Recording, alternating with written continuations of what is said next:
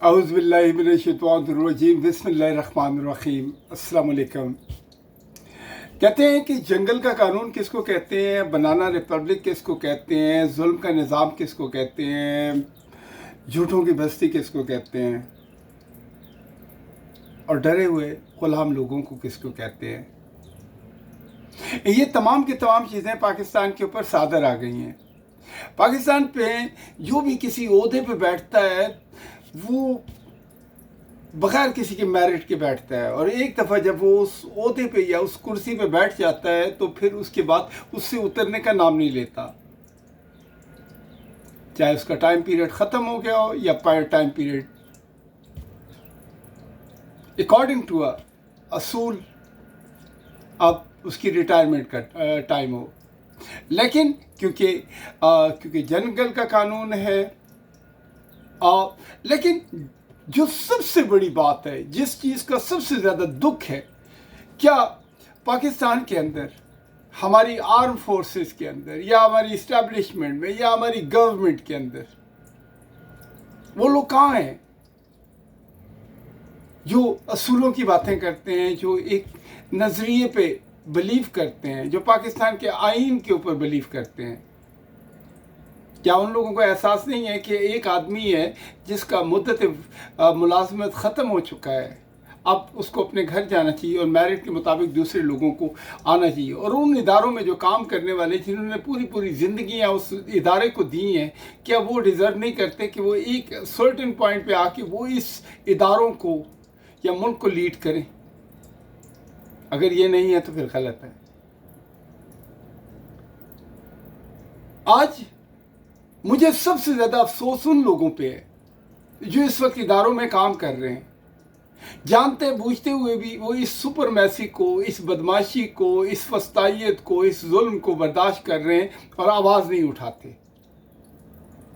اپنے لیے، اپنے بچوں کے حق کے لیے، اس ملک کے لوگوں کے لیے اور پاکستان کے لیے۔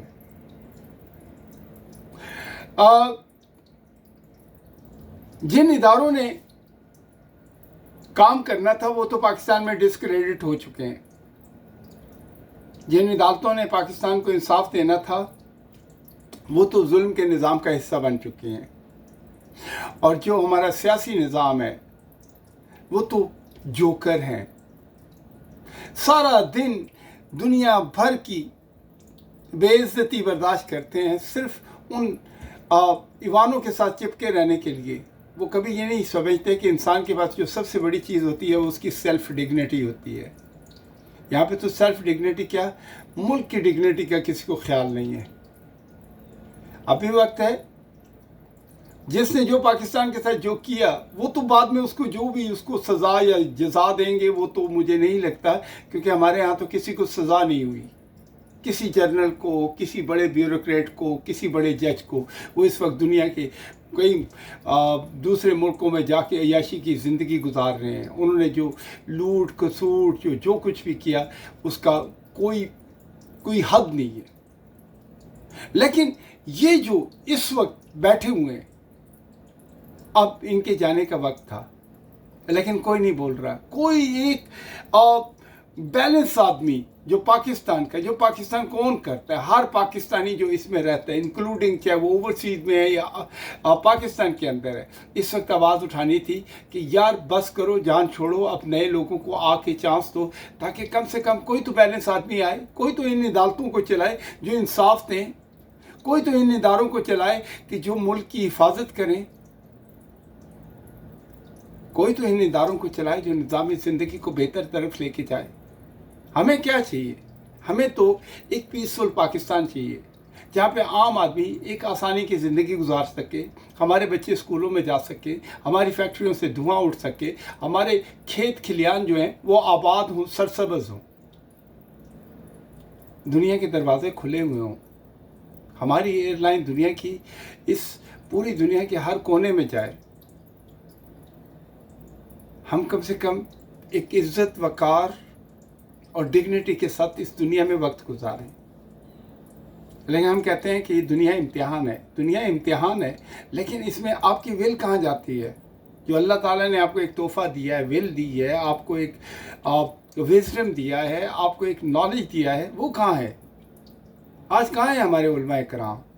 आज कहाँ है हमारे साज़ा इकराम? आज कहाँ है हमारे प्रोफेशनल? आज कहाँ है वो वाले पॉलिटिशियन जो पाकिस्तान को अपनी जान कहते हैं? वो फौजी, वो हमारे ब्यूरोक्रेट, वो अदलिया जो पाकिस्तान के ऊपर कट मरने को तैयार है, वो कहाँ है? ऐसी खुद साख्ता ज़िंदगी से बेहतर है इंसान इस दुनिया से चला जाए। लेकिन अगर वो खामोश रह के, जुल्म सह के इस दुनिया से जाता है तो उससे बड़ा लूज़र कोई नहीं है। अगर हम चाहते हैं कि हम वाकई एक डिग्निफाइड ज़िंदगी गुजारें तो हमें सही बात के लिए खड़ा होना पड़ेगा, हमें सच बोलना पड़ेगा, हमें कम से कम अपने मुल्क के निज़ाम को ठीक करना पड़ेगा। जो भी आता है इस दुनिया के किसी भी कोने से, कोई भी मुल्क मुंह उठा के पाकिस्तान के बारे में बात कर देता है कि एक्सक्यूज़ मी, अब वक्त है, हमें जागना है, अब वक्त है इन तमाम लोगों को क्या ट्रीट करना है। मेरिट के ऊपर जिन लोगों ने अपनी ज़िंदगियाँ वक़्फ़ की थी इन इदारों के अंदर, उन बैलेंस लोगों को लेके आना है ताकि कम से कम कोई तो फैसला सही हो इस मुल्क के अंदर। हमारे पॉलिटिशियंस, हमारी जो पॉलिटिकल पार्टीज़ हैं, इन लोगों को भी 2 मिनट के लिए सोचना चाहिए, क्या हम ये जो कर रहे हैं, क्या जिन लोगों को हम सपोर्ट कर रहे हैं, या जिन लोगों से हम डरे हुए हैं, या जिन लोगों को हम एक्सटेंशंस दे रहे हैं, क्या पाकिस्तान के लिए ये बेहतर है? नहीं है। सोचें यार, कब तक और क्यों? ये वक्त है जागने का, ये वक्त है सही फैसले करने का। तो सोचें ज़रा, उठें, खड़े हों। कहीं पे माओं की बेइज्जती हो रही है, कहीं बुज़ुर्गों को घसीटा जा रहा है, कहीं नौजवानों को गायब किया जा रहा है, कहीं पे जनाब पाकिस्तान के फ़ैसले मुल्क से बाहर बैठ के किए जा रहे हैं। उसके बाद आप ये कहते हैं कि ये पाकिस्तान है। ये पाकिस्तान नहीं बल्कि बनाना रिपब्लिक है।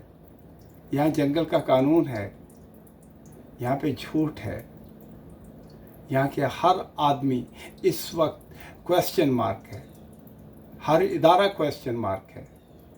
सोचने वाली बात है, ज़रा सोचें और इसके ऊपर काम करें और कोई ना कोई डिफरेंस क्रिएट करें। अल्लाह ताला आपको ये ज़िंदगी नहीं देगा, ना 70s वापस आएगा, ना 60s वापस आएगा, ना ये 2025 वापस आएगा।